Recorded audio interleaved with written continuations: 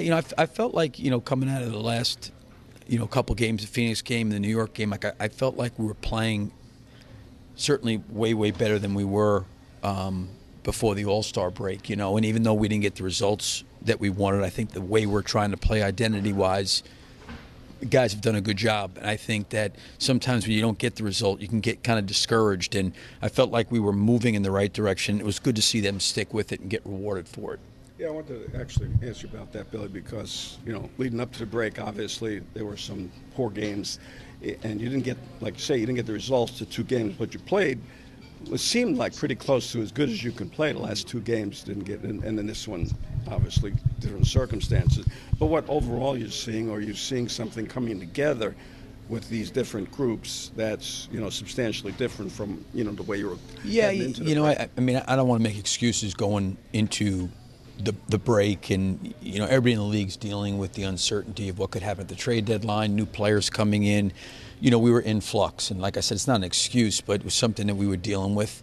And we had really, I thought, certainly the first Detroit game was really disappointing, getting down like we did in the first half like that. But I think coming out of the break, having a day of practice, and kind of knowing this is going to be our team the rest of the year, I think the guys, you had two good days going into the New York game. And we had a chance in regulation to score there at the end. We did in a couple possessions. And then I think the same thing can be said, in the Phoenix game. And the one thing I didn't want to have happen to our team is, and I get it's totally result-oriented, right? At the end of the year, they're not looking at the standings, win-loss records, all that stuff, right? But I think when you're going through it, the result can't get you disappointed or discouraged if you're trending or doing the right things. And I think I talked after the Phoenix about the controllables. Are we controlling the things that we can control? And I think tonight was an example of that. Like, hey, listen, they've turned us over like crazy in two games. They've hurt us on the backboard. And the foul line's been okay.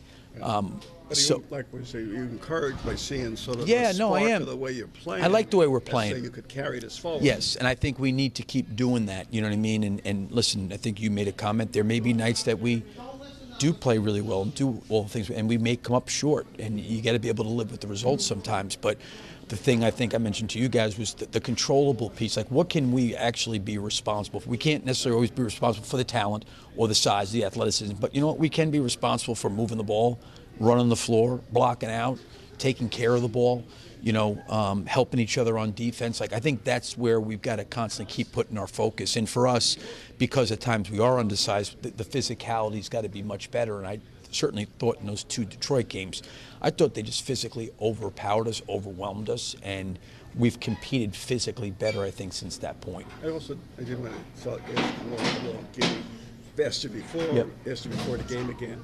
It does seem like he's playing more looking to go downhill. He's looking at the basket, which he wasn't for half the season, basically. Before that, he looks like a different player the last three, basically the last three games. Yeah, I think that when you come in and you have kind of a pass-first mentality as he does, right? And then you have Zach's here and Vooch is here, and he's trying to figure out the balance between quarterback and the team and myself. And, like I said, I think when he is downhill, it's all about the decision. See, I think the one thing that's really helped us that he is doing is he's had a nice blend between taking the shots that are really good shots for him and then generating shots that are really, really good for his teammates. I think that's the great balance for us. And when he does do that, what happens is sometimes the lane opens up a little bit more because they are worried about his passing and other guys getting, like Kevin got a lot of catch and shoots from him tonight.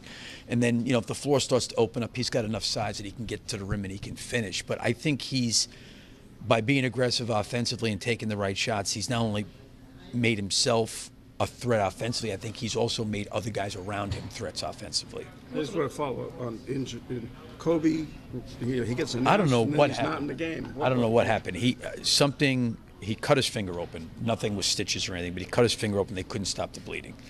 So that was the issue. So they couldn't stop the bleeding.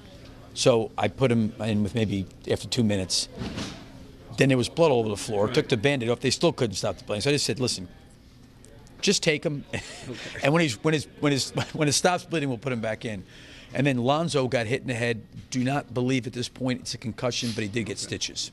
Okay. I want to ask one question about how much of a swing game was this? You guys are battling for the play-in spots. How important was the game? Yeah, I mean, these games are all important. You know, we said the same thing, you know, going into the Detroit game before the break. We've had some of these games, and I think they're good for our younger guys to be involved in because they're meaningful. You know, Brooklyn's right there.